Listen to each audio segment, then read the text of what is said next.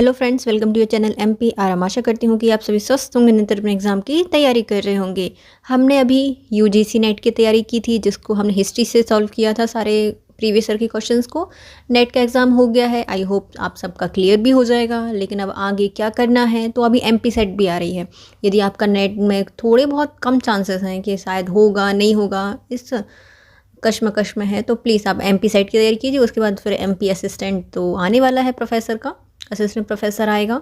तो चलिए स्टार्ट करते हैं। इसके लिए सबसे अच्छा है कि आप अलग अलग जो स्टेट के एग्ज़ाम हुए हैं उनको सॉल्व कीजिए, आपका हिस्ट्री आराम से हो जाएगा, क्योंकि इस बार नेगेटिव मार्किंग है तो बहुत सोच समझ के क्वेश्चन करना पड़ेगा। तो तैयारी अभी से स्टार्ट करते हैं। चलिए स्टार्ट करते हैं। आज हम पढ़ेंगे उत्तर प्रदेश जो उच्च शिक्षा सेवा आयोग है, असिस्टेंट प्रोफेसर का एग्ज़ाम 2021 का प्रश्न पत्र। यदि आप चाहते हैं कि मैं कोई और बुक पहले कंप्लीट कराऊं, तो प्लीज़ आप मुझे कमेंट कीजिए उस बुक का नाम। मैं पूरी कोशिश करूंगी उस बुक को पहले कंप्लीट कराने की। और यदि आप चाहते हैं कि मैं कुछ अलग सब्जेक्ट पढ़ाऊं, तो प्लीज़ आप मुझे कमेंट कर दीजिए। यदि आपको इसकी PDF या फिर वीडियो सारे चाहिए हैं, तब भी आप मुझे कमेंट कर दीजिए। चलिए स्टार्ट करते हैं। पहला क्वेश्चन है हमारा,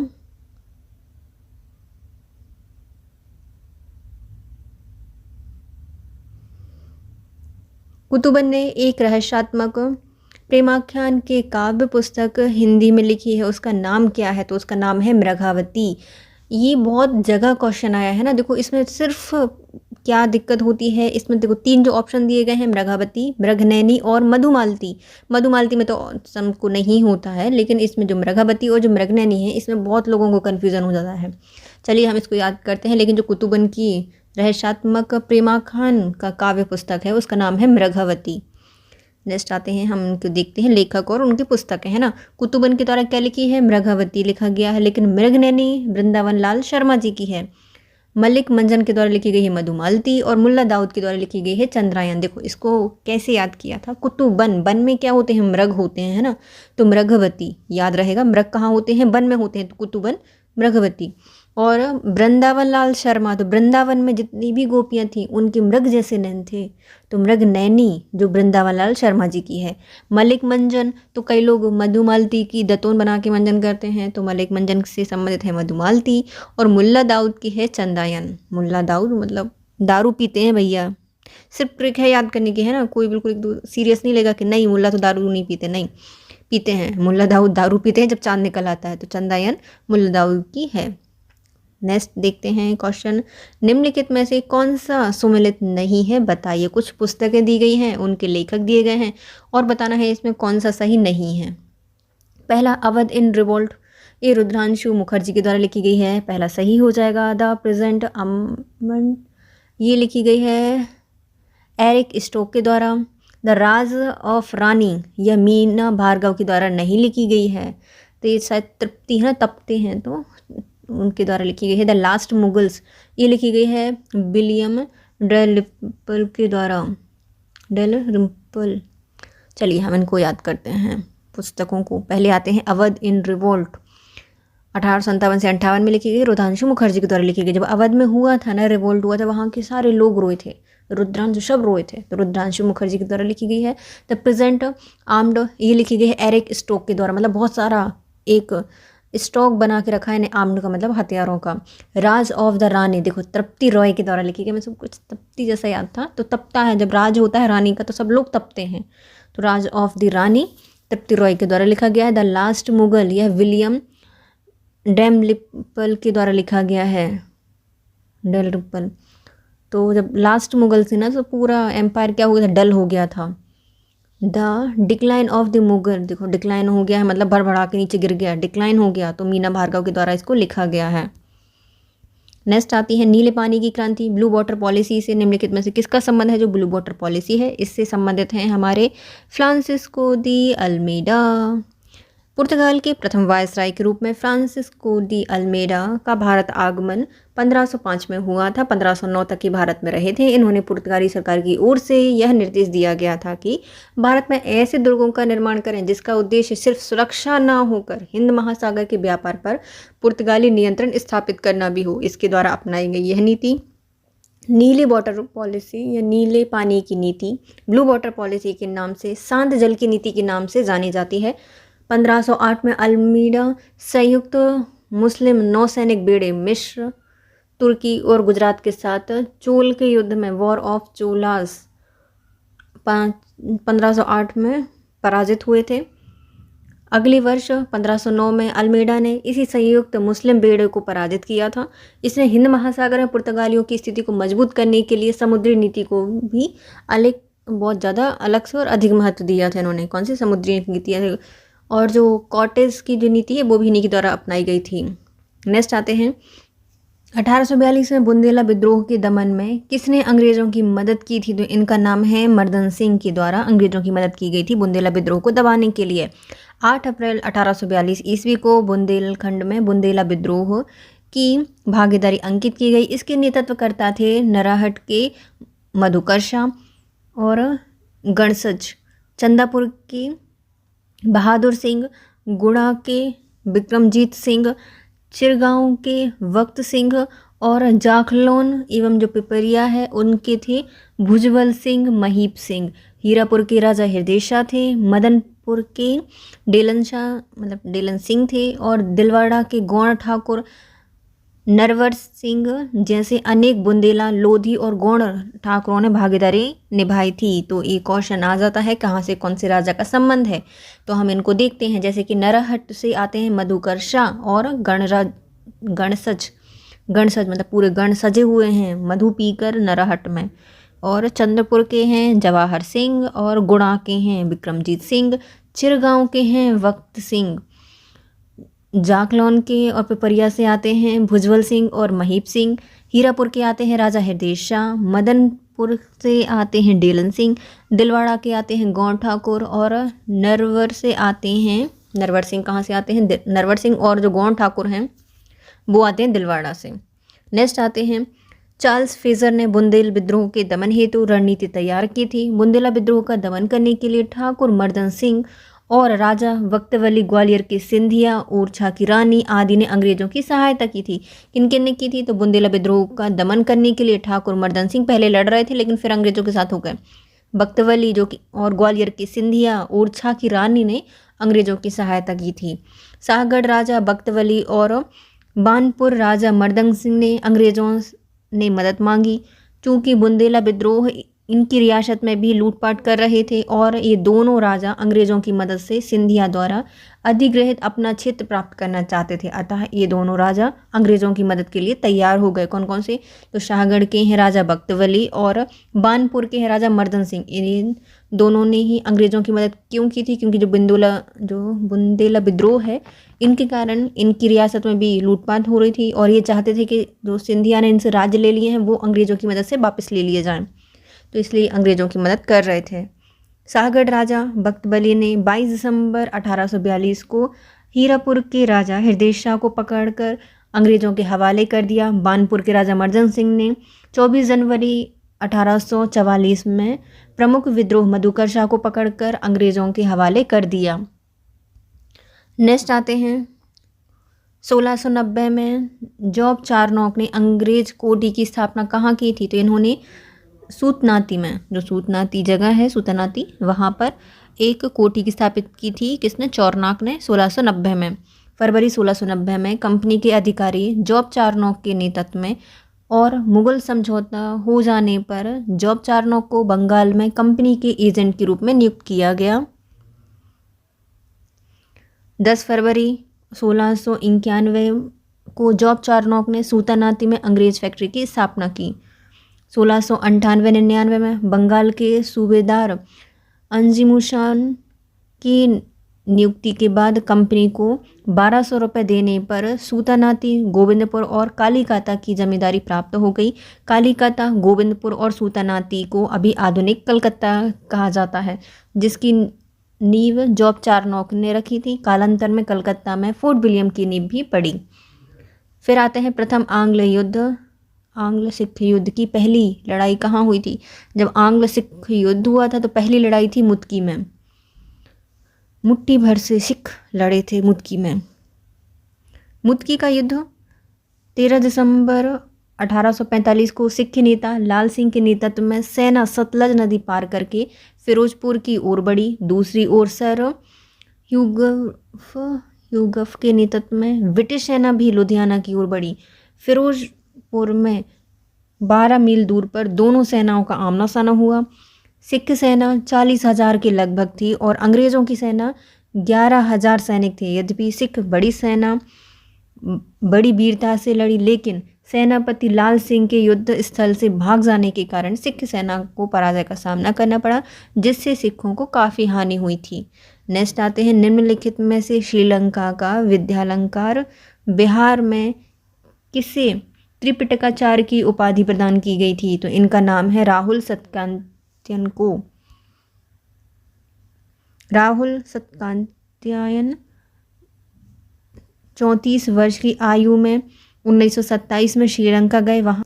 वहाँ के विद्यालंकार विहार में 19 माह तक निवास किया। इन्होंने वहाँ पर पाली त्रिपिटक में बुद्ध के दर्शन के बारे में पढ़ा और बुद्ध धर्म में दीक्षित हो गए थे। विशेष तथ्य हैं इनके बारे में। वदंत आनंद कौशलायन के नेतृत्व में नागपुर की दीक्षा भूमि में डॉक्टर भीमराव अंबेडकर ने बौद्ध धर्म को स्वीकार किया था। डॉक्टर भीमराव अंबेडकर को आधुनिक मुनि की संज्ञा दी जाती है। इनका कहना है कि मैं उस धर्म को पसंद करता हूँ जिसमें स्वतंत्रता, समता एवं बंधुत्व की शिक्षाएं हों। डॉक्टर राजेंद्र प्रसाद ने संविधान सभा की वार्ता एवं प्रक्रिया समिति की अध्यक्षता भी की थी, जिसकी प्रमुख कृतियां हैं इंडिया डिवाइडेड, सत्याग्रह इन चंपारण और बाबू के कदमों में। ये सब किनकी हैं? राजेंद्र प्रसाद जी की पुस्तकें हैं।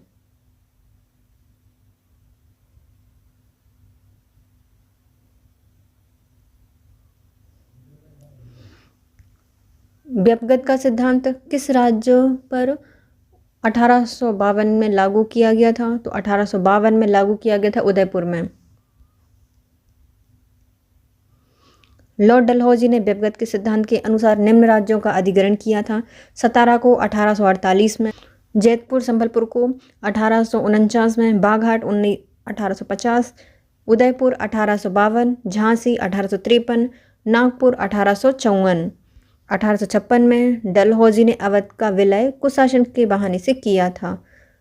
रजत रे और रत्नलेखा रे ने बंगाल में ग्रामीण समाज पर स्थायी बंदोबस्त 1793 के प्रभाव की व्याख्या निम्नलिखित में से किस अवधारणा परिकल्पना को प्रतिपादित किया है? तो इनके द्वारा जोतेदार परिकल्पना की व्याख्या करके बताई गई है। किसने? रजत रे ने और रत्नरेखा रे के द्वारा। रजत रे और रत्नरेखा रे ने बंगाल में ग्रामीण समाज पर स्थायी बंदोबस्त 1793 के प्रभाव की व्याख्या हेतु जोतेदार परिकल्पना की अवधारणा को अपने लेख 1988 में यह बात मानी कि ग्रामीण बंगाल में जमींदारों का प्रभाव और अधिकार संभवतः लगभग 1930 के दशक तक बने रहे। फिर भी पूरे दौर में अच्छे मालदार किसानों का एक हिस्सा ऐसा रहा जिनको बंगाल के देहातों में अच्छी खासी शक्ति प्राप्त थी। नेक्स्ट आते हैं, भारतीय निर्यातों के भावी खरीदार ब्रिटिश शासनकाल में लंदन स्थित भारत सचिव को निम्नलिखित में से किसे खरीदने के लिए उसे पाउंड स्टर्लिंग भुगतान करते थे? तो इनका नाम है काउंसिल बिल के रूप में। भारतीय निर्यातों के भावी खरीदार ब्रिटिश शासनकाल में लंदन स्थित भारत सचिव को काउंसिल बिल खरीदने के लिए उसे पाउंड स्टर्लिंग भुगतान करते थे। विशेष तथ्य है कि ईस्ट इंडिया कंपनी के विदेशी ऋणों पर ब्याज, सैनिक व्यय, रेल, सिंचाई, सड़क यातायात और बुनियादी ढांचे की दूसरी विभिन्न सुविधाओं में विदेशी निवेश पर जमानतशुदा ब्याज, सरकार की खरीद नीति, उसके चलते वह अपनी सारी स्टेशनरी इंग्लैंड से खरीद रही थी। अतः अंत में घरेलू अदायगियां अर्थात लंदन की इंडिया ऑफिस में भारत सचिव और उसके पूरे प्रतिष्ठान का खर्चा और साथ ही सैनिक, असैनिक, कार्मिक अर्थात भारत पर शासन करने वाले व्यक्तियों के वेतन, पेंशन एवं प्रशिक्षण के खर्चों के भुगतान आदि भारत का वास्तविक हस्तांतरण काउंसिल बिल की बिक्री के जरिए होता था। आर के पिगल ने बॉम्बे प्रेसिडेंसी में भूमि के सर्वेक्षण के पश्चात राज्य का भू राजस्व की मांग को उत्पाद के शुद्ध मूल्य का कितना प्रतिशत तय किया था? तो इन्होंने 55% तय किया था। आर के पिगल ने मुंबई प्रेसिडेंसी में भूमि के सर्वेक्षण के पश्चात राज्य की भू राजस्व की मांग को उत्पादों के शुद्ध मूल्य का 55% तय किया था। आर के पिघल ने मुंबई प्रेसिडेंसी में भूमि के सर्वेक्षण के पश्चात राज्य की भू राजस्व की मांग को उत्पाद के शुद्ध मूल्य का 55% तय किया था। विशेष तथ्य हैं, मुंबई प्रेसिडेंसी में रैयतवाड़ी व्यवस्था का प्रारंभ कैप्टन मुनरो के शिष्य माउंट स्टुअर्ट एल्फिंस्टन की निगरानी में लागू हुआ था। इन क्षेत्रों में अंग्रेज पहले देशमुखों और ग्राम प्रधानों अर्थात पाटिलों की मदद से मालगुजारी वसूल करते रहे। इस प्रकार की वसूली से अंग्रेज़ों को आशानुसार मालगुजारी नहीं मिल रही थी। इसी कारण बाद में वे सीधे किसानों से मालगुजारी वसूल करने लगे। इस प्रकार का दुर्व्यवहार मुंबई प्रेसिडेंसी की विशेषता बन गई थी, क्योंकि मालगुजारी की तय हुई दरें असाधारण सीमा तक ऊंची थीं। बार बार फसल तबाह होने और दाम के गिरने पर किसानों को या तो सूदखोरों के पास ज़मीन गिरवी रखनी पड़ती थी या खेती छोड़कर वे पड़ोस के रजवाड़ों में चले जाते थे जहां दरें कम थीं। इसलिए आर के पिगल नाम के एक अधिकारी ने एक भू सर्वेक्षण किया जिसमें भूमि का वर्गीकरण किया गया और मालगुजारी की दर पैदावार के मात्र मूल्य का कितना था 55% तय कर दिया गया कि अब कोई भी हो इससे 55% से ज़्यादा नहीं वसूल करेगा। नेक्स्ट आते हैं 1917 में किसने एक प्रतिनिधिमंडल का नेतृत्व किया जो कि लंदन में भारत सचिव से महिलाओं को अधिकारों की मांग के लिए मिलने गया था? तो इनका नाम है सरोजिनी नायडू। वर्ष 1917 में सरोजिनी नायडू के नेतृत्व में एक प्रतिनिधिमंडल महिलाओं की दशा में सुधार करने की मांग करने की श्रृंखला के तहत मॉन्टेग्यू और चेम्सफोर्ड की समिति से मिला। उसी समय सरला देवी ने भारत स्त्री महामंडल की ओर से समिति के समक्ष अपना प्रतिनिधित्व प्रस्तुत किया। सरोजिनी नायडू के नेतृत्व में प्रतिनिधिमंडल ने मांग की थी कि महिलाओं को बेहतर शैक्षणिक सुविधाएं, उन्नत स्वास्थ्य एवं प्रस्तुति सेवा और उनके भाइयों के समान ही वोट देने का अधिकार भी दिए जाएं। नेक्स्ट आते हैं एक प्रमुख कृति विमेंस मूवमेंट इन इंडिया के लेखक कौन है? तो इनका नाम है प्रतिमा अस्थाना। मतलब जिन वुमेंस ने मूवमेंट में इंडिया में जो मूवमेंट होते हैं उसमें योगदान दिया है तो उनकी प्रतिमा बनानी चाहिए। तो प्रतिमा अस्थाना के द्वारा इनकी कृतियां लिखी गई हैं, लेखक हैं। देखते हैं हम लेखक और उनसे संबंधित पुस्तकें। पहले आती है प्रतिमा अस्थाना, इनके द्वारा लिखी गई है women's movement in India. AR Desai के द्वारा लिखी गई है भारतीय राष्ट्रवाद की सामाजिक पृष्ठभूमि। तो भारतीय राष्ट्रवाद है उसकी सामाजिक पृष्ठभूमि लिखी है AR देसाई के द्वारा। मार्गरेट वेंस के द्वारा लिखी गई है the ease of innocence. Margaret Vance ने क्या लिखा है? The ease of innocence. और मृदुला मुखर्जी के द्वारा लिखी गई है कोलोनाइजिंग एग्रीकल्चर। चलिए हम इनको ट्रिक से याद करते हैं। प्रतिमा स्थाना, प्रतिमा बना दो उन विमेंस की जिन्होंने मूवमेंट में भाग लिया था इंडिया के। AR देसाई, इन्होंने राष्ट्र में जो देश की पृष्ठभूमि है देश की वो बतानी है, सामाजिक पृष्ठभूमि बतानी है। देसाई देश में जो पृष्ठभूमि है वो बतानी है। मार्गरेट वेंस, मतलब मार्गरेट क्या है? मतलब इनको मार कर दो, जो ज़्यादा इनोसेंस लड़कियां हैं उनको मार कर दो। तो मार्गरेट वेंस के द्वारा द ईज ऑफ इनोसेंस लिखा गया है। और मृदुला मुखर्जी, तो जो कैसे याद कर सकते हैं, मुख्य फसलों की एग्रीकल्चर देखिए, कॉलोनाइजिंग एग्रीकल्चर, मृदुला मुखर्जी के द्वारा लिखा गया है। नेक्स्ट आते हैं 1835 में लोक शिक्षा सामान्य समिति में शिक्षा नीति पर हुए आंग्ल पाश्य विवाद में कौन पाश्यवादी गुट का था? तो इनका नाम है HD प्रिंसेप। ये पाश्यवादी गुट के थे।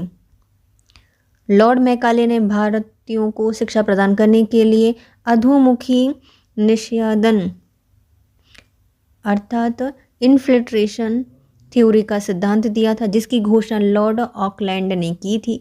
लेकिन विवाद की वजह से एक समिति बनाई गई जिसमें 2 गुट होते थे। मतलब 2 गुट थे, कौन कौन से थे? एक था पाश्य शिक्षा और दूसरा था पाश्चात्य शिक्षा।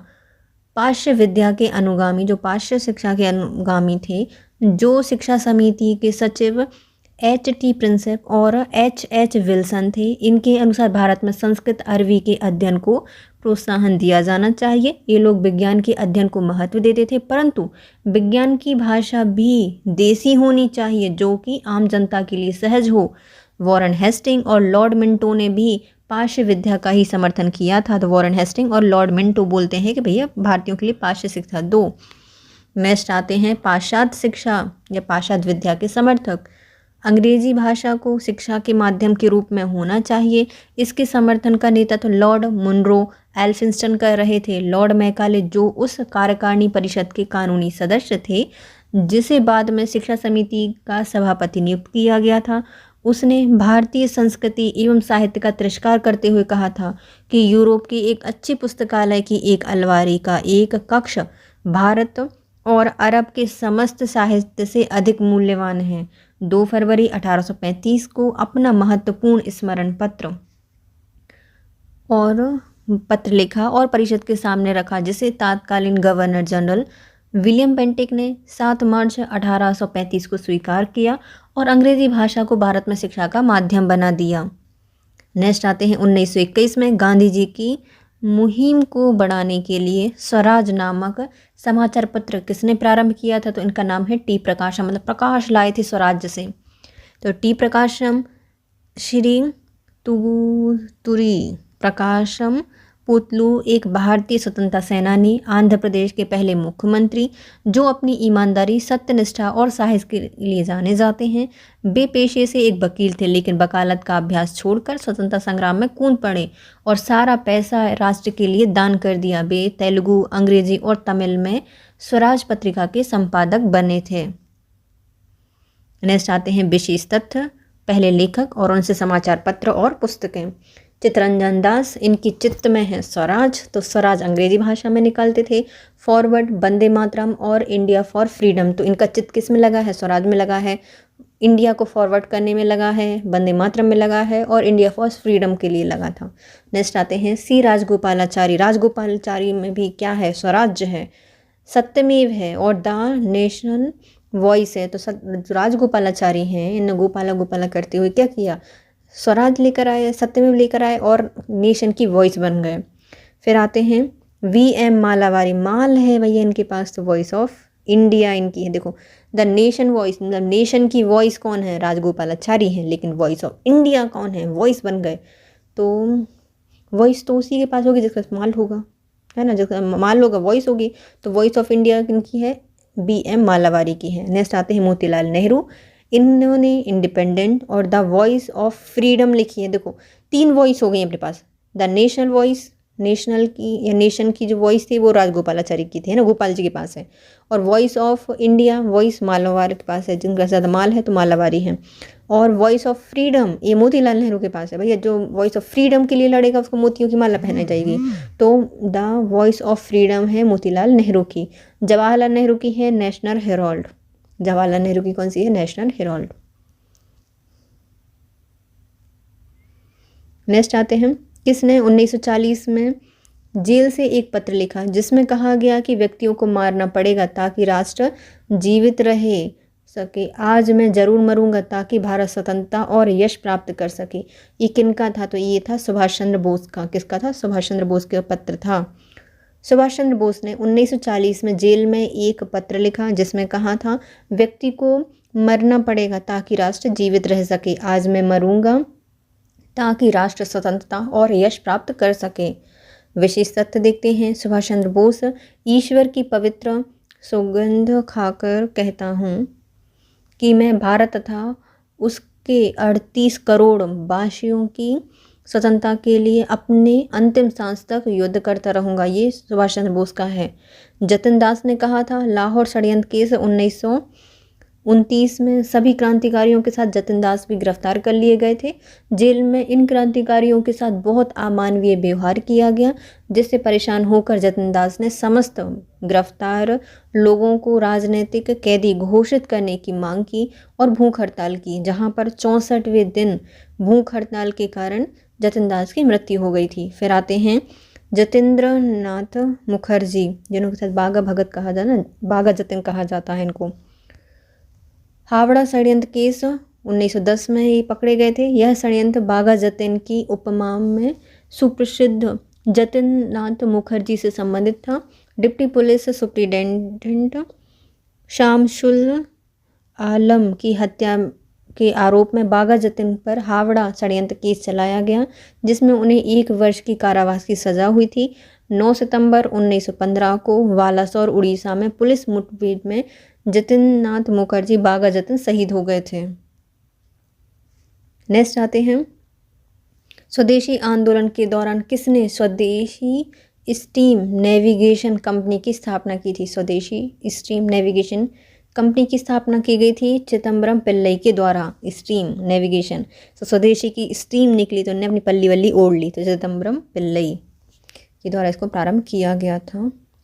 स्वदेशी आंदोलन के दौरान चिदम्बरम पिल्लई ने स्वदेशी स्टीम नेविगेशन कंपनी की स्थापना की और बंगाल केमिकल स्वदेशी स्टोक्स की स्थापना पीसी रे के द्वारा की गई थी। तो मुंबई मतलब बंगाल में केमिकल स्वदेशी स्टोर्स की स्थापना किसने की थी? पीसी रे के द्वारा की गई थी। स्वदेशी आंदोलन के दौरान वंदे मातरम भारतीय राष्ट्रीय आंदोलन का शीर्षक गीत बना। विदेश पत्रकार HW नेविंसन स्वदेशी आंदोलन से जुड़े हुए थे। स्वदेशी के प्रचार प्रसार हेतु स्वदेशी वस्तु प्रचारणी सभा का गठन बाल गंगाधर तिलक द्वारा महाराष्ट्र में किया गया था। फिर आते हैं, किस वर्ष तक किस स्थान पर अखिल भारतीय किसान सभा का प्रथम अधिवेशन हुआ था? तो ये हुआ था 1936 में लखनऊ में। अखिल भारतीय किसान सभा की स्थापना 1936 में लखनऊ में स्वामी सहजानंद सरस्वती ने की थी। विशेष तथ्य है कि गौरी शंकर मिश्र, इंद्र नारायण द्विवेदी, मदन मोहन मालवीय के प्रयत्नों से फरवरी 1918 में अवध में उत्तर प्रदेश किसान सभा की स्थापना हुई। उत्तर प्रदेश किसान सभा को शक्तिशाली बनाने में बाबा रामचंद्र, झिंगुरी पाल सिंह और दुर्गापाल सिंह का महत्वपूर्ण भूमिका रही है। 1920 में बाबा रामचंद्र की मुलाकात पंडित जवाहरलाल नेहरू से हुई। बाबा रामचंद्र ने जवाहरलाल नेहरू और गौरी शंकर से किसानों की दुर्दशा का अवलोकन करने को कहा। 1920 में उत्तर प्रदेश किसान सभा असहयोग आंदोलन के साथ जुड़ गई। 7 अक्टूबर 1920 को बाबा रामचंद्र के प्रयासों से अवध किसान सभा का गठन हुआ। इस संगठन को मजबूत बनाने के लिए जवाहरलाल नेहरू, गौरी शंकर, माता बादल पांडे, देवनारायण पांडे और केदारनाथ ने कार्य किया। 1936 में डॉक्टर भीमराव अंबेडकर ने किस संगठन की स्थापना की थी? तो 1936 में बाबा भीमराव अंबेडकर के द्वारा all India independence labour party की स्थापना की गई थी। क्या बनाया था ना? इंडिपेंडेंट लेबर पार्टी बनाई थी। 36 घंटे काम करती थी ये। तो इंडिपेंडेंट लेबर पार्टी 1936 में भीमराव अंबेडकर जी के द्वारा स्थापित किया गया था। The all India depressed class federation 1920 में अंबेडकर जी के द्वारा स्थापित किया गया। बहिष्कृत हितकारिणी सभा 1924 में अंबेडकर जी के द्वारा स्थापित की गई। समाज समता संघ 1927 में स्थापित किया गया। स्वतंत्र श्रमिक पार्टी 1936 में बनी। अनुसूचित जाति संघ अखिल भारतीय दल के रूप में स्थापना किया गया था 1942। चलो हम इसके सन भी याद करते हैं, क्योंकि ये इनकी डेट और या फिर क्रम से जमाने के लिए क्वेश्चन आ जाते हैं, है ना। तो इंडिपेंडेंट लेबर पार्टी की स्थापना की है अंबेडकर जी ने और 1936 में की गई थी। क्यों की गई थी? क्योंकि भैया जो लेबर होते हैं वो क्या करते हैं, 36 घंटे काम करते हैं। भले 24 घंटे होते हैं, लेकिन 36 बिल्कुल काम करते हैं, 36 घंटे। All India depressed class federation, तो डिप्रेस्ड क्लास में तो जो 20 साल के बच्चे होते हैं वो ज़्यादातर डिप्रेस्ड में रहते हैं, तो उनकी क्लास कैसी आ जाती है? डिप्रेस्ड आती है। तो 19-20 साल के बच्चे डिप्रेस्ड रहते हैं। तो 1920 में बहिष्कृत हितकारिणी सभा, तो आपको बहिष्कार किया जा रहा है, 24 घंटे बहिष्कार किया जा रहा है, तो आपकी हित की बात तो करनी पड़ेगी। तो बहिष्कृत हितकारिणी सभा की स्थापना 1924 में की गई थी। देखो, समाज समता संघ ऐसे सा है तो 7 भी आ जाएगा 1927। समाज समता संघ की स्थापना 1927 में। स्वतंत्र श्रमिक पार्टी, तो श्रमिक या लेबर पार्टी वो क्या करते हैं? 36 घंटे काम करते हैं, तो 1936 दोनों बनी हैं उसी में। अनुसूचित जाति संघ अखिल भारतीय दल के रूप में स्थापित किया गया था 1942 में। अनुसूचित जाति संघ बनाया गया था, क्यों? क्योंकि इस समय क्या आ गया था, वो मैग्ना कार्टा आ गया था ना, नहीं, सांप्रदायिक पंचायत 1942 में, तो ये उस समय स्थापित किया गया था। चलिए हम देखते हैं अब आगे। असहयोग आंदोलन के दौरान किसने कुमायूं और गढ़वाल की पहाड़ियों में बैगार और वन कानूनों के विरुद्ध एक उग्र आंदोलन का नेतृत्व किया था? तो इनका नाम है बद्रीदत्त पांडे। असहयोग आंदोलन के दौरान 1921 में हरगोविंद पंत और बद्री दत्त पांडे ने कुमाऊं और गढ़वाल की पहाड़ियों से बेगार एवं वन कानूनों के विरुद्ध एक उग्र आंदोलन का नेतृत्व किया था। किसने न्यू लैम्प फॉर ओल्ड शीर्षक से लेखकों की एक श्रृंखला प्रकाशित की जहां नरमपंथी राजनीति की आलोचना प्रस्तुत की गई थी। तो ये पुस्तक है किनकी, अरविंदो घोष की। तो इन्हें एकदम घोष किया the new lamp for old के शीर्षक से। तो एक न्यू लैम्प लेके गए, फॉर किसके लिए, ओल्ड के लिए, अरविंद घोष से संबंधित है और इसमें नरमपंथी जो राजनीति है उनकी आलोचना की गई थी। अरविंद घोष ने 1893 में न्यू लैम्प्स फॉर ओल्ड शीर्षक से लेखों की एक श्रृंखला प्रस्तुत की जहां पर नरमपंथी राजनीति की आलोचना प्रस्तुत की गई थी। अन्य तथ्य भी हम देख लेते हैं, जैसे लेखक देखते हैं अरविंद घोष, इनके द्वारा कुछ समाचार पत्र और पुस्तकें लिखी गई थी जैसे Vande Mataram, Karmayogi, essays on Gita, divine life, इनकी खुद की आत्मकथा है। फिर आते हैं लाला लाजपत राय, इन्होंने पंजाबी, वंदे मातरम, द पीपल पत्रिका का संपादन भी किया था। बाल गंगाधर तिलक हैं, इनके द्वारा मराठा, केसरी जैसी पत्रिकाओं का संपादन किया गया। इन्होंने गीता रहस्य, आर्कटिक होम्स ऑफ द वेजा जो आर्यन ऑफ द आर्यंस किनके द्वारा लिखी गई है, बाल गंगाधर तिलक के द्वारा लिखी गई कौन सी, मराठा केसरी पत्रिका। गीत रहस्य और architect home for the Aryans इनके द्वारा पुस्तकें लिखी गई थी। बिपिन चंद्र पाल, इन्होंने मेरे जीवन, समय की यादें और द न्यू इंडिया इनके द्वारा लिखी, मतलब टिफिन, इनको याद रख लो यार, बिपिन चंद्र पाल में टिफिन में क्या क्या रखा है, उन्होंने अपने जीवन लिखा है, समय की यादें रखी हैं और न्यू इंडिया को अपने टिफिन में रखा है। नासिक के डिस्ट्रिक्ट मजिस्ट्रेट ए जैक्सन को गोली मारने के लिए किससे मृत्युदंड दी गई थी, इनको दिया गया था अनंत लक्ष्मण कान्हरे को, अनंत लक्ष्मण कान्हरे को मृत्युदंड दिया गया था। नासिक के डिस्ट्रिक्ट मजिस्ट्रेट ए जैक्सन को गोली मारने के कारण अनंत लक्ष्मण कान्हरे को मृत्युदंड दिया गया। इंडिया हाउस के सदस्य मदनलाल ढींगरा ने 1 जुलाई 1909 को भारत सचिव के राजनीतिक सलाहकार विलियम कर्जन वायली को गोली मारकर हत्या कर दी। शीघ्र ही ढींगरा लाल को फांसी पर लटका दिया गया। दामोदर चापेकर और बालकृष्ण चापेकर ने 22 जून 1897 को पुणे के प्लेग कमिश्नर रैंड और एस्ट की हत्या कर भारत में क्रांतिकारी आतंकवादी गतिविधियों की नींव डाली। कालांतर में चापेकर बंधुओं को फांसी की सजा दे दी गई। प्रफुल्ल चाकी और खुदीराम बोस ने 30 अप्रैल 1908 को बंगाल प्रेसिडेंसी के मजिस्ट्रेट किंग्सफोर्ड की हत्या का प्रयास किया। प्रफुल्ल चाकी ने पुलिस से बचने के लिए आत्महत्या कर ली और खुदीराम बोस को गिरफ्तार करके फांसी दे दी गई। और जो खुदीराम बोस थे सबसे कम उम्र के बालक थे उस समय, जिनको फांसी की सजा दी गई थी। निम्नलिखित में से भारत के विभाजन के समय अपहट महिलाओं को वापस लाने में अग्रणी भूमिका किसने निभाई थी, तो इनका नाम है मृदुला साराभाई के द्वारा। जो अपहट महिलाएं हैं उनको वापस लाने की भूमिका मृदुला साराभाई के द्वारा निभाई गई थी। मृदुला साराभाई महिलाओं के मौलिक अधिकार, गर्भपात, तलाक एवं अवैध संतान जैसे मुद्दों पर राज्य में से महत्वपूर्ण सिफारिश करती रहीं। आज़ादी के संघर्ष में महिलाओं के संरक्षण करने के मुद्दे पर जो मृदुला साराभाई है इनका महत्वपूर्ण योगदान रहा है। महिला स्वाधीनता आंदोलन में उदासीन नहीं हो, इसलिए इन्होंने ज्योति संघ, विकास गृह जैसे गृह की नींव रखी थी। तमाम सामाजिक कुरीतियों पर मुखर रही। महात्मा गांधी के साथ सांप्रदायिक सामंजस्य बनाए रखने में काम करने का अनुभव आज़ादी के बाद विभाजन से आए शरणार्थियों के साथ काम आया।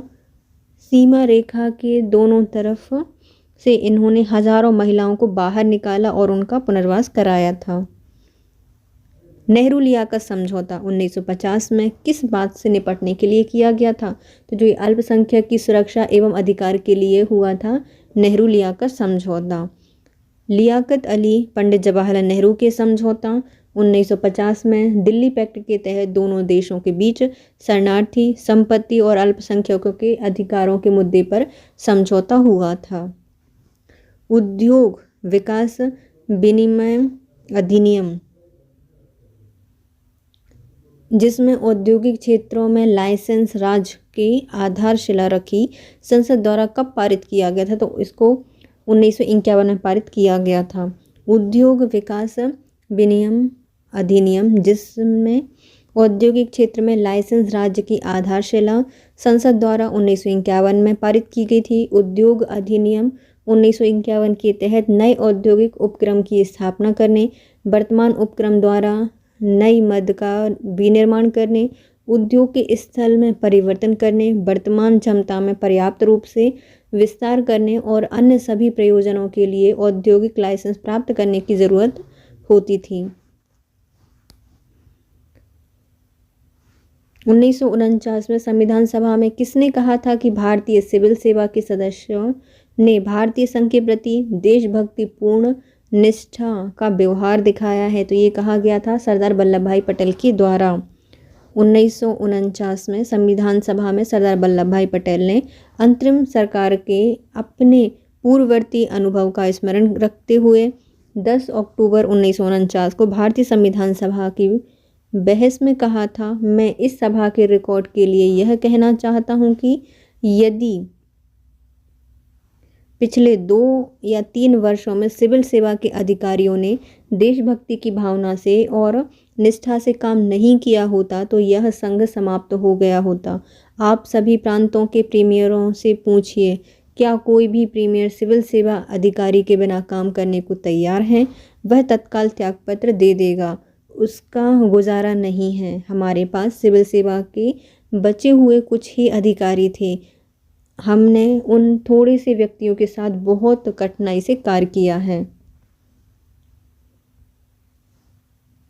1952 के द्वितीय संशोधन अधिनियम में संविधान के किस अनुच्छेद को संशोधित किया गया था? तो द्वितीय में किया गया था अनुच्छेद 81 को। अनुच्छेद 81 को संशोधित किया गया था। 1952 के द्वितीय संशोधन अधिनियम से संविधान के अनुच्छेद 81 एक खा में संशोधन करके संसद में राज्यों का प्रतिनिधित्व निर्धारित किया गया ताकि संसद सदस्यों की संख्या 500 से अधिक न हो सके। एक लोकसभा सदस्य 7,50,000 व्यक्तियों का प्रतिनिधित्व कर सकता है। किस वर्ष oil and natural gas commission की स्थापना की गई थी? तो इसकी स्थापना 1959 में की गई थी। 18 सितंबर 1959 को oil and natural gas commission अधिनियम पारित किया गया, जिसके द्वारा oil and natural gas commission स्थापित किया गया। उल्लेखनीय है कि 14 अगस्त 1956 को oil and natural gas corporation की स्थापना हुई, जिसका मुख्यालय देहरादून है। इसका कार्यक्षेत्र तेल एवं प्राकृतिक गैस है। यह एक महारत्न कंपनी है। कुछ तत्व भी हैं, जैसे Bharat heavy electrical limited well की स्थापना 1964 को की गई थी, जिसका मुख्यालय नई दिल्ली में है और इसका जो कार्यक्षेत्र है वह इलेक्ट्रॉनिक्स पावर उद्योग है। राष्ट्रीय thermal power corporation limited NTPC की स्थापना 1975 में हुई थी, जिसका मुख्यालय नई दिल्ली में है और इसका कार्यक्षेत्र इलेक्ट्रिकल ऊर्जा है।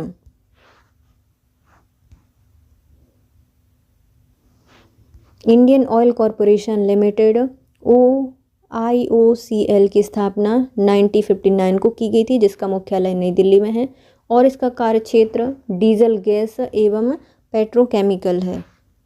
भारत सरकार के आणविक ऊर्जा विभाग द्वारा अंतरिक्ष अनुसंधान हेतु भारतीय राष्ट्रीय समिति की स्थापना क्यों की गई थी? तो इनका जो स्थापना है वह राष्ट्रीय कार्यक्रम प्रारंभ करने के लिए, सहायता और सलाह देने के लिए की गई थी।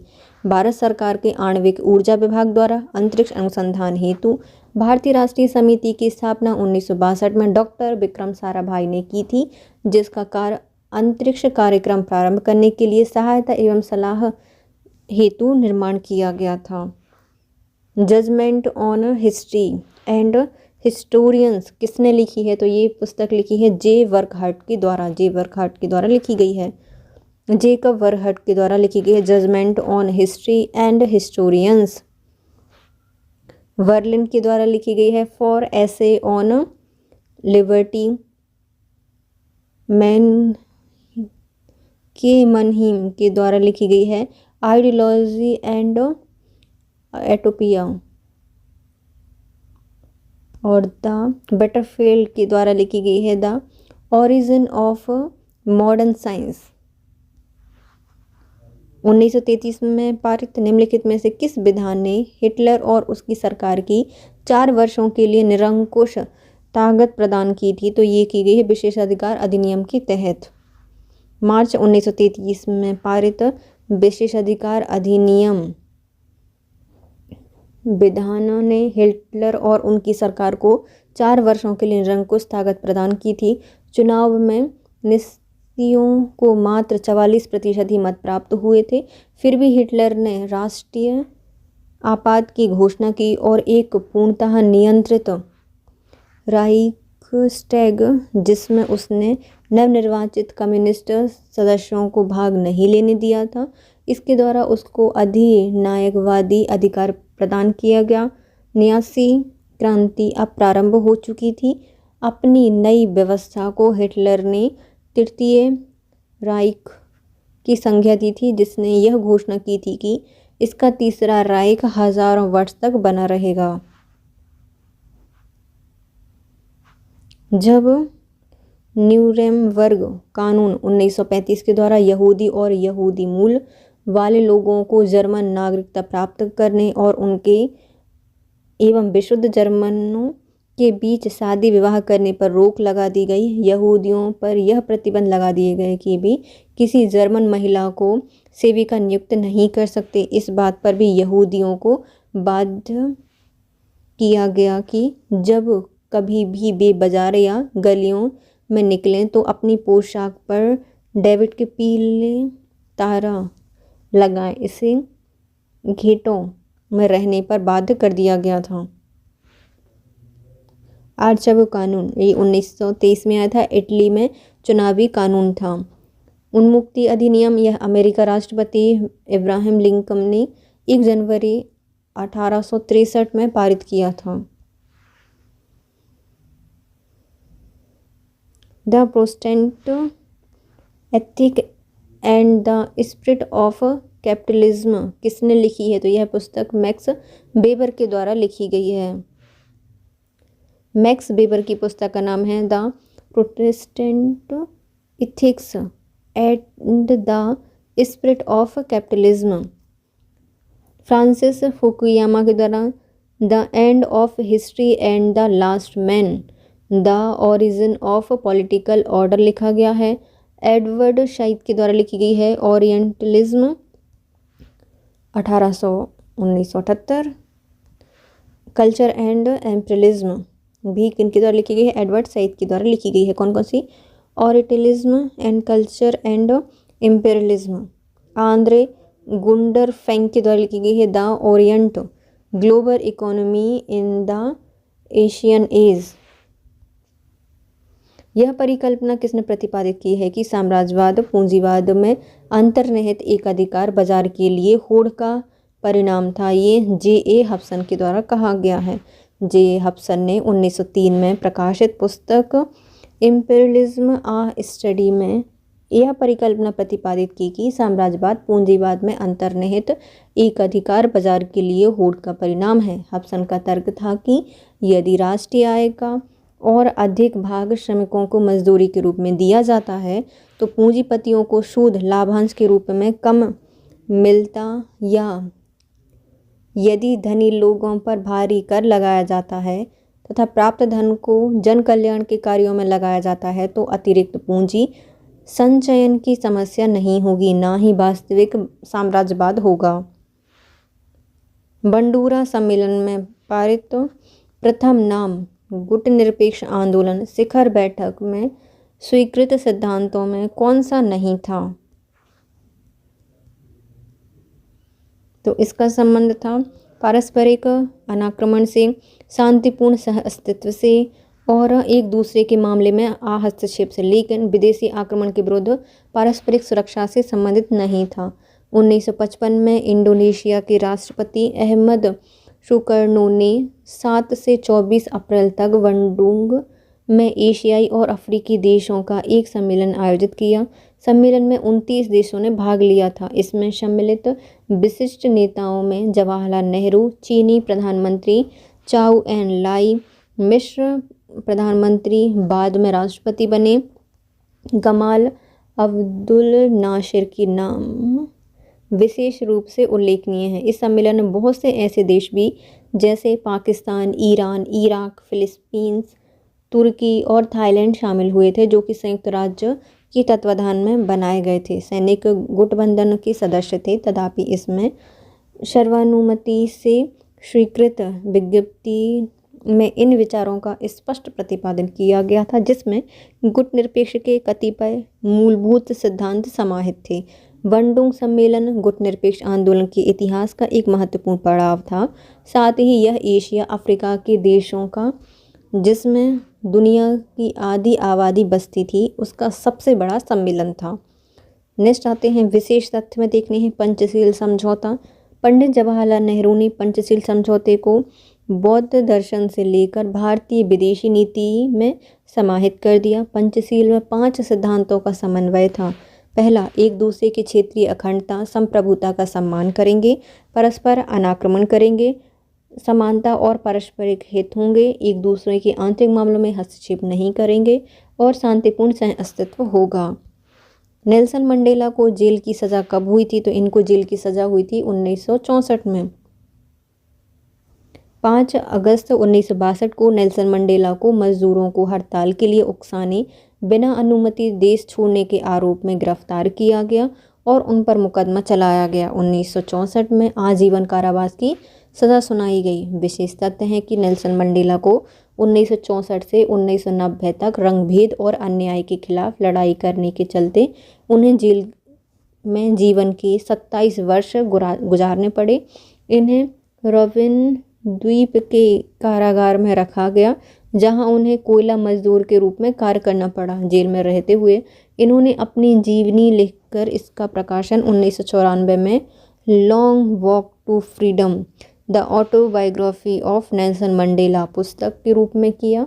11 फरवरी 1990 को जेल से रिहा होने के बाद समझौते और शांति की नीति द्वारा इन्होंने एक लोकतांत्रिक और बहुजातीय अफ्रीका की नींव रखी। 1994 में दक्षिण अफ्रीका में रंगभेद रहित चुनाव हुए और अफ्रीकन नेशनल कांग्रेस ने 62% मत प्राप्त किए और बहुमत के साथ नेल्सन मंडेला 10 मई 1994 को दक्षिण अफ्रीका के पहले आश्रित राष्ट्रपति बने।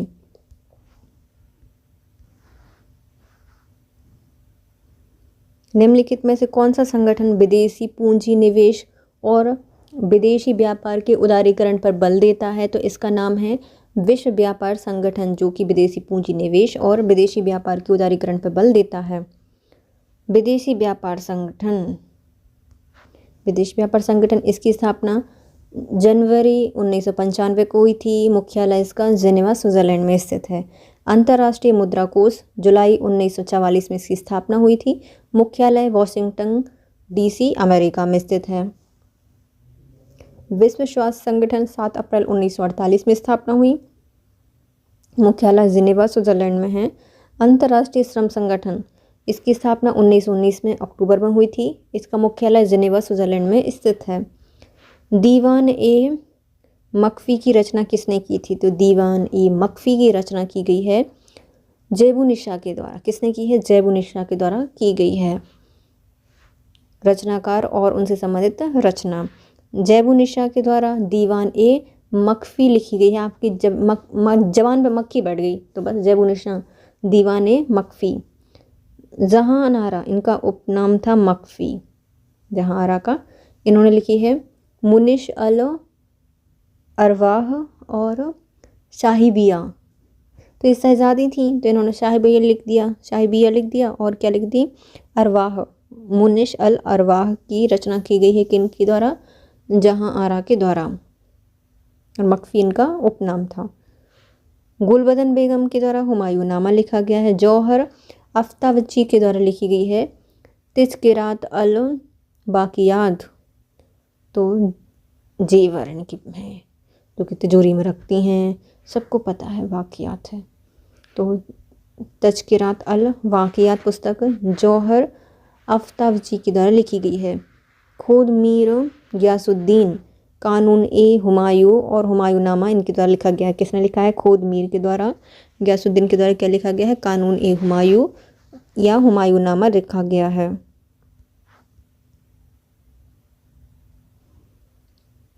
नेक्स्ट आते हैं मौलाना बरारी द्वारा 1673-74 में लिखित वैज्ञानिक विश्वकोश का नाम क्या है? तो इसका नाम है अक्ल ए अशराह। तो मौलाना बार बार जाते हैं उसी राह पर, अकल से। तो अकल ए अशराह किनके द्वारा लिखी गई है? मौलाना बरारी द्वारा लिखी गई है, वैज्ञानिक विश्वकोश है मौलाना बरारी के द्वारा। 1673-74 में अक्ल ए अशराह नामक वैज्ञानिक विश्वकोश की रचना की गई है। स्टेन गैस कृत फारसी अंग्रेजी कोश का आधार अब्दुल रशीद की पुस्तक फहरंग ए रशीदी है।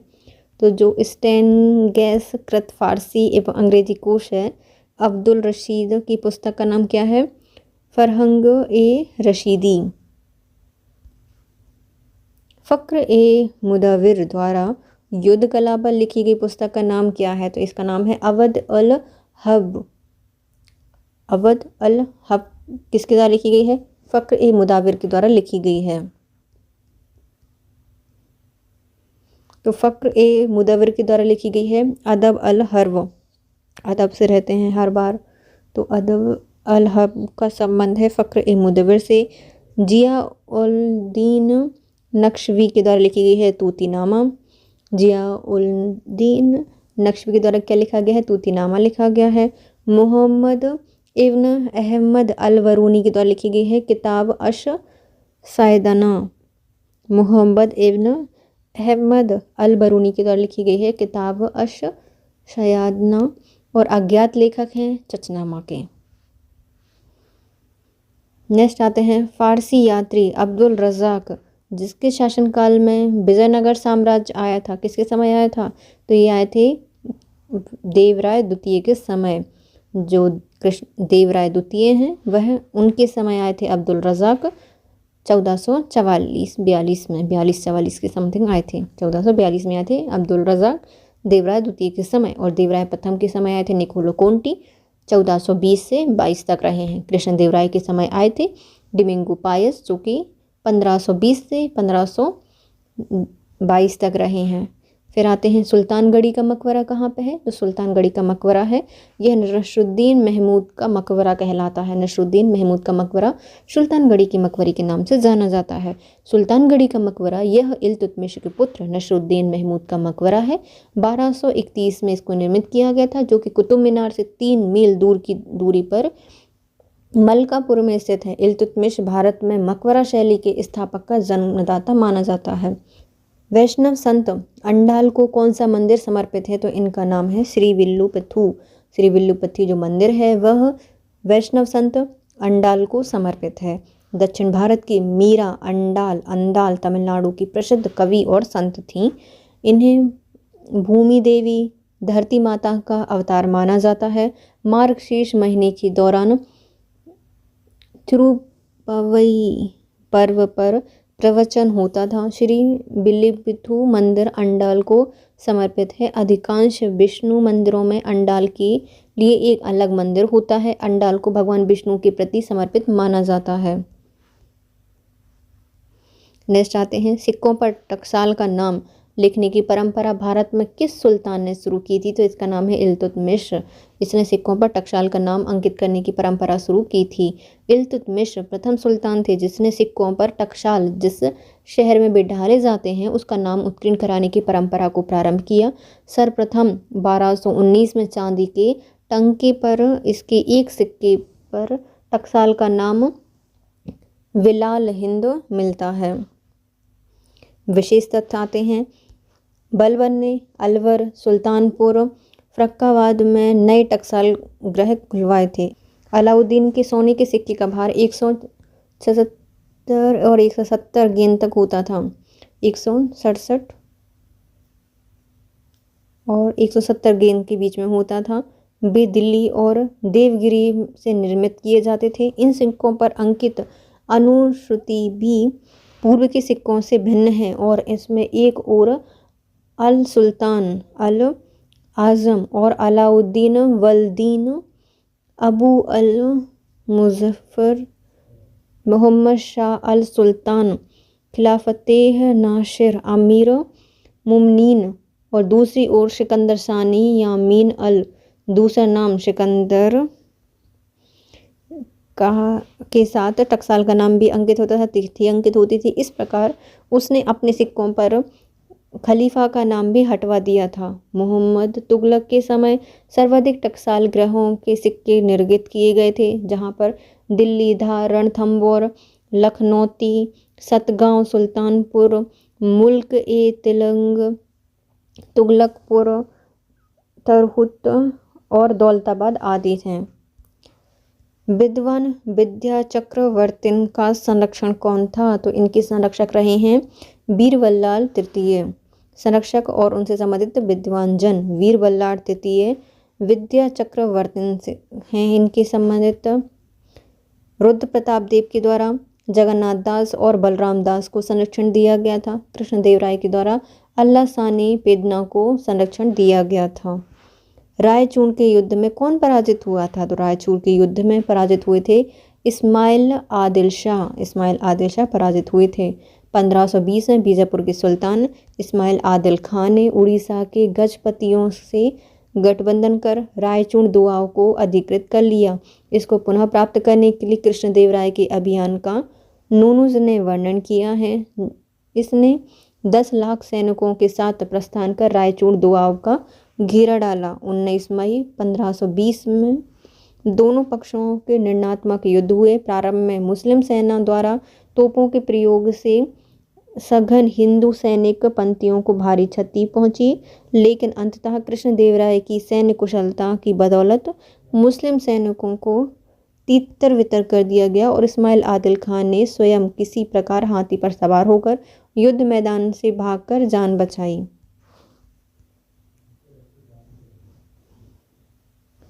आकांता मुगल सेना की नाक काटने के लिए कौन प्रसिद्ध है? तो इनका नाम है गढ़वाल की रानी कर्णावती।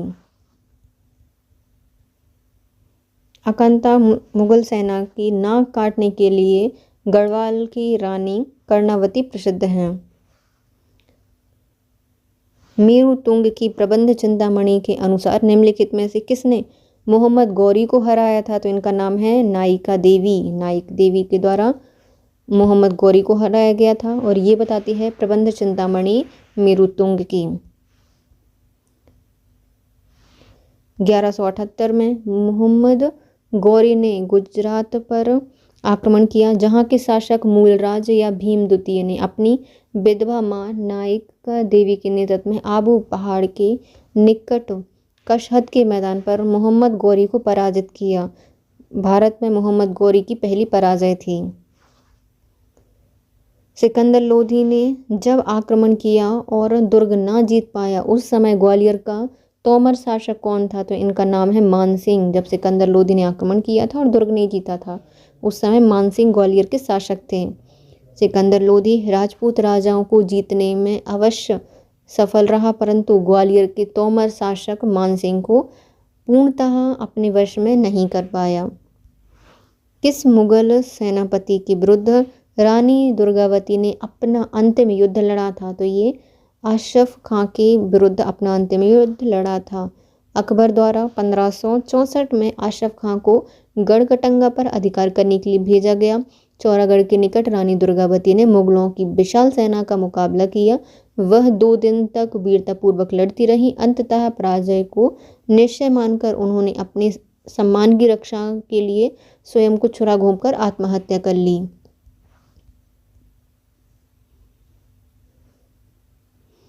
स्वराज प्रणाली के अंतर्गत खालसा क्षेत्र में मापन प्रणाली के स्थान पर उपज के बंटवारे की प्रथा लगाने की दिशा में ठोस कदम निम्नलिखित में से किसके द्वारा उठाए गए थे? तो इसमें जो शासक हैं उनका नाम है गयासुद्दीन तुगलक।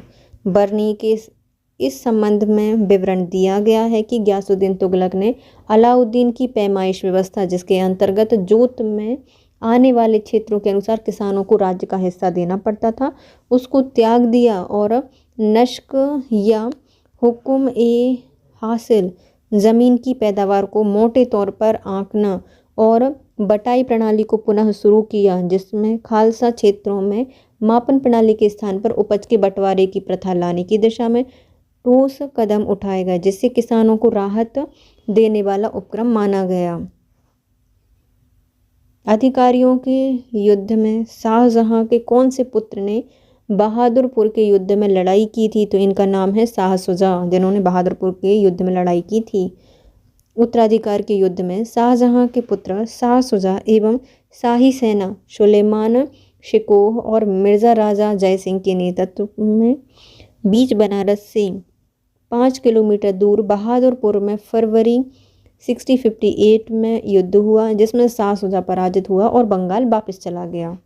चौथ का कितना भाग मुकाशा कहलाता है? तो चौथ का 2/3 भाग मुकाशा कहलाता है।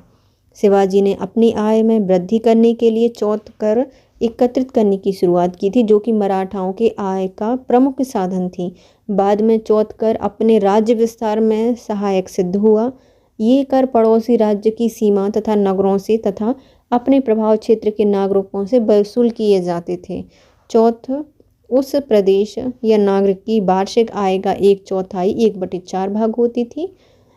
25% होता था, जिसे 4 भागों में विभाजित किया जाता था। चौथ भी 4 भागों में विभाजित थी। पहली आती है बप्ती चौथ, इसमें चौथ की आय का 1/4 मतलब चौथ का भी 25% भाग राजा के लिए होता था। सहोत्रा, इसमें आय का 6% भाग पंत सचिव के लिए होता था। नडगुंडा ये इसमें 3% भाग, जो कि राजा की इच्छा पर निर्भर करता था कि लगाना है नहीं लगाना है, लेना है नहीं लेना है।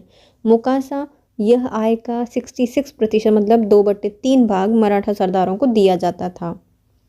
तो कौन कौन से हैं? बवाती है 1/4 भाग राजा के मतलब राजा के लिए होता था। सहोत्रा सचिव के लिए होता था और आय का 6%। ननगुंडा यह 3% होता था, राजा चाहे तो ले सकता था नहीं ले सकता था। मूसाका ये होता था सरदारों के लिए और 2/3 अर्थात 66%। महसूल से क्या अभिप्राय है? जो महसूल है इसका संबंधित है वास्तविक राजस्व से। महसूल मतलब वसूल करेंगे वास्तविक राजस्व। महसूल या हाल ए हासिल, यह जागीर से वास्तविक रूप से प्राप्त आय होती थी। खालसा महल, बादशाह की भूमि, जहांगीर के काल में खालिसा आय घटकर संपूर्ण आय का केवल 20वां भाग अर्थात 5% ही रह गया था। महाल ए पैवाकी, जागीर आवंटन हेतु आरक्षित एवं अप्रदत्त भूमि होती थी। जमींदार ने रियायती, ये भू राजस्व देने वाली जमींदार थे। जमींदार ने जोरातलब, यह भू राजस्व ना देने वाले जमींदार होते थे। उच्चतर शिक्षा सेवा आयोग ने इसका आंसर बी माना है। मुर्शिद कुली खान ने जब्ती व्यवस्था कहाँ प्राप्त की थी? तो मुर्शिद कुली खान के द्वारा जब्ती व्यवस्था दक्कन में प्रारंभ की गई थी। मुर्शिद कुली खान ने जब्ती व्यवस्था को दक्कन से प्रारंभ किया था। 1652 में औरंगजेब को दूसरी बार दक्षिण का सूबेदार बनाया गया। इसके साथ पारसी मुर्शिद कुली खां को दक्षिण का दीवान नियुक्त किया गया। मूल रूप से मुर्शिद कुली खां अली मर्दन खां का साथी था। औरंगजेब और मुर्शिद ने संयुक्त रूप से दक्षिण की भू राजस्व व्यवस्था को सुधारा। मुर्शिद कुली खां को दक्षिण का टोडरमल कहा जाता है, क्योंकि इसने यहाँ पर टोडरमल की पैमाइश तथा कर निर्धारण प्रणाली को लागू किया था। शिवाजी के अष्टप्रधानों के सदस्यों के रूप में सामान्य प्रशासन का प्रभारी कौन था? तो सामान्य प्रशासन के प्रभारी होते थे मोरो त्रंबक पिंगले। शिवाजी के प्रशासन में सहायता के लिए अष्टप्रधान 8 बड़े अधिकारी होते थे, जो कि शासन का वास्तविक संचालन करते थे। इनका कार्य राजा को परामर्श देना मात्र होता था। ये अष्टप्रधान लोग शिवाजी के सचिव के रूप में काम करते थे। पहले आते हैं पेशवा, जो कि शिवाजी के प्रमुख प्रधानमंत्री होते थे। इनका कार्य था संपूर्ण राज्य के शासनकाल की देखभाल करना और राजा की अनुपस्थिति में उनके कार्यों की देखभाल करना। सरकारी पत्र और दस्तावेज पर राजा के नीचे इनकी मोहर होती थी। शिवाजी का प्रधान पेशवा मोरोपंत पिंगले मोरो त्रंबक पिंगले थे। शिवाजी के वह वित्त मंत्री कौन थे जिन्होंने परवर्ती मराठा सरकारों का भी मार्गदर्शन किया है, तो इनका नाम है रामचंद्र पंत बावड़ेकर। शिवाजी के वित्त मंत्री रामचंद्र पंत बावड़ेकर, जिन्हें परवर्ती मराठा शासकों का भी मार्गदर्शन प्राप्त हुआ। मंजूमदार या अमात्य राज्य के वित्त मंत्री होते थे। राजस्व विभाग का अधीक्षक यही होते थे। यह पद भी शिवाजी ने रामचंद्र नीलकंठ की नियुक्ति की थी। दिल्ली की किस सुल्तान ने चराई कर लगाया था? तो चराई कर अलाउद्दीन खिलजी से संबंधित है। देखा, अलाउद्दीन खिलजी से संबंधित है चराई कर, घरी कर, ये सब कर। अलाउद्दीन के भू राजस्व के अतिरिक्त सर्वप्रथम चराई कर लगाया था। चराई कर, चरी कर सभी दुधारू पशु गाय, बकरी, भैंस, भेड़ आदि पर कर लगता था। फरिश्ता के अनुसार साधारण किसान, जिन्हें वलाहर कहा जाता था, और मुकद्दम के लिए मवेशियों की अतिरिक्त निम्नलिखित संख्या निश्चित की गई थी। खेती के लिए 2 जोड़ी बैल, 2 गाय, 1 जोड़ी भैंस और 10 बकरियां अर्थात 1 कर से मुक्त थीं। किसने लिखा है कि ब्रिटिश काल के आधुनिक मजिस्ट्रेट एवं कलेक्टर शेरशाह के सिकदारन के वैधानिक अधिकारी थे? तो ये किसने कहा है? के.आर. कानूंगो के द्वारा कहा गया है। के.आर. कानूंगो। कलिका रंजन कानूंगो ने लिखा है कि ब्रिटिश काल के आधुनिक मजिस्ट्रेट कलेक्टर शेरशाह के सिकदारन के वैधानिक उत्तराधिकारी थे। सिंचाई कर लगाने वाला पहला शासक कौन है? तो सिंचाई कर लगाया था फिरोज शाह तुगलक ने। हक ए शर्व सिंचाई कर, यह कर लगाने वाला फिरोज शाह तुगलक दिल्ली सल्तनत का पहला सुल्तान था। इस कर की दर कुल उपज का 10% होती थी। इस कर से फिरोज शाह तुगलक को 2 लाख टका वार्षिक आय प्राप्त होती थी। यह इसे धार्मिक व्यक्ति एवं विद्वानों के बीच दान के रूप में बांट देता था। फरिश्ता के अनुसार जहाँ पर नहरें नहीं थीं, वहाँ फिरोज ने बांध बनवाकर 3 विशाल जलाशयों का निर्माण कराया था। अफीफ के अनुसार सुल्तान ने दिल्ली एवं उसके निकटवर्ती क्षेत्रों में 7 बांध का निर्माण भी कराया था। शेरशाह के प्रशासन में राई का क्या तात्पर्य है? तो राई का तात्पर्य होता है राज्य की मांग। शेरशाह के शासनकाल में राई का तात्पर्य था राज्य की मांग। जब्ती की एक प्रमुख विशेषता थी कि जमीन की नपाई करना। राई अर्थात फसल की दरों की अनुसूची तैयार करना। कृषि योग्य भूमि को उत्तम, मध्यम और निम्न 3 श्रेणियों में बांटा जाता था। तीनों श्रेणियों की भूमि की प्रति बीघा मानक उपज को जोड़ लिया जाता था और तीनों से भाग करके उसका औसत निकाला जाता था। इस प्रकार इस औसत का 1/3 भाग राज्य की आय ये मांग या राई के रूप में निर्धारित की जाती थी। यद्यपि राज्य की मांग को अनाज के रूप में दिखाया जाता था, जिसको दस्तूरुल अमल कहा जाता था। अपने शासन के 11वें वर्ष में अकबर ने शाही शिविर में प्रचलित दरों के आधार पर एक समान कीमत सूची प्रचलित की। बाद में स्थानीय कीमतों को ध्यान में रखना आवश्यक हो गया, जिसके आधार पर राज्य की मांग की जाती थी। जब आईने दहशाला की प्रणाली स्वीकार कर ली गई, तब इस प्रणाली का परित्याग कर दिया गया। शेरशाह का चांदी का रुपया कितने गेन का होता था? तो ये था 178 गेन का। शेरशाह के सिक्के 2 प्रकार के प्रमुख थे। पहले चांदी का जो कि 178 गेन का होता था और तांबे का जो कि 380 गेन का होता था। शेरशाह ने टकसालों की संख्या बढ़ाकर 23 कर दी थी। इसमें से कुछ जिन स्थानों पर थीं उनके नाम हैं आगरा, ग्वालियर, उज्जैन, लखनऊ, शेरगढ़, सासाराम, आबू, शक्कर और बखर अर्थात सिंध। औरंगज़ेब ने जजिया कब लगाया था? तो औरंगज़ेब के द्वारा जजिया लगाया गया था 1679 में जजिया कर लगाया गया। औरंगज़ेब अपने शासनकाल के 22वें वर्ष 12 अप्रैल 1679 में जजिया कर लगाता है। तीर्थ यात्रा कर को 60-63 में लगाया गया। संगीत पर प्रतिबंध 60-69 में हुआ। झरोखा दर्शन पर प्रतिबंध 60-69 में और तुलादान पर प्रतिबंध 60-70 में हुआ था। 1617 में हुआ था तुलादान।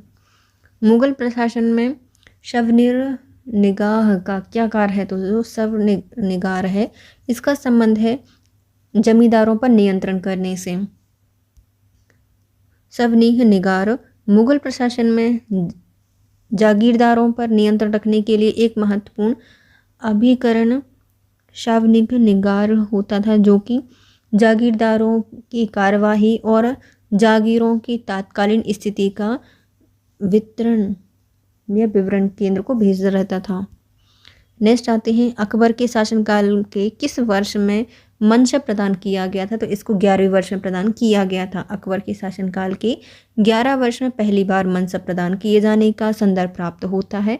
यह कोई पदवी या पद संज्ञा नहीं थी, अपितु इसने मुगल प्रशासनिक सेवा अनुक्रम में किसी एक व्यक्ति या अमीर की स्थिति का बोध होता था। 14 फरवरी 1556 को 13 वर्ष 4 माह की उम्र में अकबर का राजाभिषेक पंजाब के गुरुदासपुर के कलानूर में हुआ था। राज अभिषेक ईंटों के सिंहासन पर बैरम खां की देखरेख में अबुल कासिम ने किया। इस राज अभिषेक का विरोध अबुल माउली के द्वारा किया गया था। माउली नायंगर व्यवस्था कहाँ प्रचलित थी? जो आयंगर और नायंगर व्यवस्था है ये दोनों ही प्रचलित थी विजयनगर साम्राज्य में। नायकर व्यवस्था जो कि सैन्य भूधारण अधिकार, जिस प्रकार दिल्ली सल्तनत की प्रांतीय व्यवस्था एकता व्यवस्था पर टिकी थी, उसी समान विजयनगर साम्राज्य नायंकर व्यवस्था प्रांतीय व्यवस्था का हिस्सा थी। चोल युग या विजयनगर युग के राजतंत्र के बीच सबसे बड़ा अंतर यही नायंगर व्यवस्था थी। विजयनगर साम्राज्य की इस व्यवस्था को सुदृढ़ एवं भली भांति विकसित करने का श्रेय कृष्णदेवराय को मिलता है। नायक प्रणाली स्वरूप को लेकर इतिहासकारों में मतभेद हैं। कुछ इतिहासकारों के अनुसार विजयनगर तात्कालीन सेनानायकों को नायक कहते थे। कुछ इतिहासकारों के अनुसार जो नायक हैं वह भू सामंत होते थे। सैन्य प्रमुख मिलिट्री चीफ थे, जिन्हें राजा वेतन के बदले या उनकी अधीनस्थ सेना के रखरखाव के लिए विशेष भूखंड प्रदान करता था, जिसे अमरम या नायक कुट्टनम कहा जाता था। नायक कुट्टनम कहा गया है। मलिक उस सुवारा की उपाधि किस कवि को दी जाती है? तो मलिक उस सुवारा की उपाधि दी जाती है शेख अब्दुल्ला फैजी को। मलिक उस सुवारा कविराज की उपाधि शेख अब्दुल फैजी को दी जाती है। शेख अब्दुल फैजी ही अकबर का वह नवरत्न था जो कि कवि से दार्शनिक बन गया था और अपना नाम इसने फ़ियाज़ी कर लिया था। नल और दमयंती में इस परिवर्तन का कारण देवीय प्रेरणा बताते हैं। अकबर ने फैजी को राजकवि का पद दिया था और अनुवाद विभाग तथा आगरा पुस्तकालय का अध्यक्ष नियुक्त किया था। 1595 में शेख अब्दुल फैजी की मृत्यु हो गई थी। दारा शिकोह को संस्कृत ये कलंदर शाह बुलंद इकबाल की उपाधि दी गई थी। सल्तनत काल में कूफी क्या था? तो सल्तनत काल में जो कूफी है उसका संबंध है कुरान संबंधित सुलेख से। कूफी कुरान संबंधित सुलेख थी जो कि इस्लामी स्थापत्य में साज सज्जा की कला में सुलेखन का प्रमुख महत्वपूर्ण स्थान था। कुरान की आयतें विषय वस्तु भवन पर सीधी सौम्य भाषा के रूप में उत्कीर्ण कर दी जाती थी और यह लिपि कूफी कहलाती थी। ये लेखन भवनों के किसी भी भाग में जैसे कि दरवाजे, छत, चौखट, टाक आदि पर पाया जा सकता था और विविध प्रकार के रूप में जैसे पत्थर, गचकरी और चित्रकला में इसको देखा जा सकता था। The technique of Mughal painting के लेखक कौन है? The technique of Mughal painting के लेखक हैं मोती चंद। पुस्तक और लेखक इनको हमने याद किया था शायद, हम फिर से बता देते हैं ट्रिक इसकी।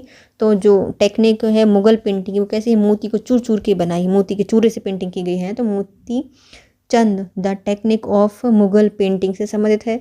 पर्सी Brown Indian architecture the Islamic period में इनके द्वारा लिखा गया। पर्सी ब्राउन मतलब जो इंडियन आर्किटेक्चर है इस्लामिक पीरियड का, वो कैसा होगा, थोड़ा ब्राउन ब्राउन हो गया है ना। फिर आते हैं अशोक कुमार दास, इनके द्वारा लिखी गई है रज़्मनामा द बुक ऑफ वार। तो अशोक का वार मतलब पूरा राज लिख दिया, राजनामा, रज़्मनामा लिखी गई है the book of war. Catherine Asher के द्वारा लिखी गई है Delhi Qutub complex the minar mosque and Mehrauli architecture of Mughal India, किनके द्वारा लिखी गई, कैथरीन असर के द्वारा लिखी गई। मतलब जब कैथरीन आई तो इन्होंने दिल्ली का पूरा कुतुब कॉम्प्लेक्स देखा, मीनार देखी, मॉस्क देखी, मेहरोली का आर्किटेक्चर देखा और बताया कि अच्छा ये है। तो असर देखने को मिला कैटरीना को मुगलों का इंडिया में।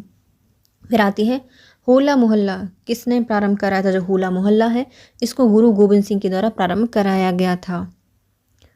होला मोहल्ला उत्सव 1701 में मनाया गया, जो कि 10वें सिख गुरु गोबिंद सिंह के द्वारा शुरू किया गया था।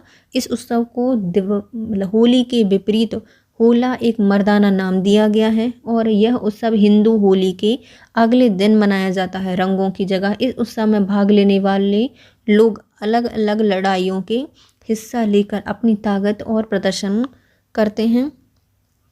3 दिन तक मनाए जाने वाले इस पर्व में अलग अलग प्रकार की लड़ाइयाँ, प्रदर्शनियाँ और हथियारों की प्रदर्शनी आयोजित की जाती है, जिसके बाद कीर्तन, गीत, कविताओं की प्रतियोगिता भी होती है। पूरे भारत में यह एक ऐसा स्थान है जहाँ सबसे अलग तरह की होली मनाई जाती है। कौन सा जोड़ा सही नहीं है बताइए। रामानुजाचार्य के द्वारा लिखा गया है विशिष्ट द्वैतवाद, तो ये पहला सही हो जाएगा। दूसरा माधवाचार्य ने दिया है द्वैतवाद, ये भी सही हो जाएगा। विष्णु स्वामी के द्वारा दिया गया है शुद्ध द्वैतवाद, ये भी सही है। लेकिन निम्बार्काचार्य के द्वारा द्वैतवाद दिया गया है, ना कि अद्वैतवाद। अद्वैतवाद किनका है, वो उनका है कृष्ण शंकराचार्य जी का। देखो रामानुजाचार्य के द्वारा दिया गया है विशिष्ट द्वैतवाद, राम जी कैसे विशिष्ट ही हैं, तो विशिष्ट द्वैतवाद रामानुज के द्वारा दिया गया है। माधवाचार्य द्वैतवाद, द्वंद्व करते हैं माधव, तो माधवाचार्य द्वैतवाद। विष्णु स्वामी के द्वारा लिखा गया शुद्ध द्वैतवाद, विष्णु कैसे शुद्ध हैं, तो विष्णु स्वामी के द्वारा दिया गया है शुद्ध द्वैतवाद। निम्बार्काचार्य के द्वारा दिया गया है द्वैतवाद और जो शंकराचार्य हैं इनके द्वारा दिया गया है अद्वैतवाद सिद्धांत। नेक्स्ट आते हैं 2016 के प्रश्न पत्र को, जिसको हम पढ़ेंगे नेक्स्ट वीडियो में। तो bye guys, if you like my video please share, subscribe and comment. Thank you so much guys, have a nice day.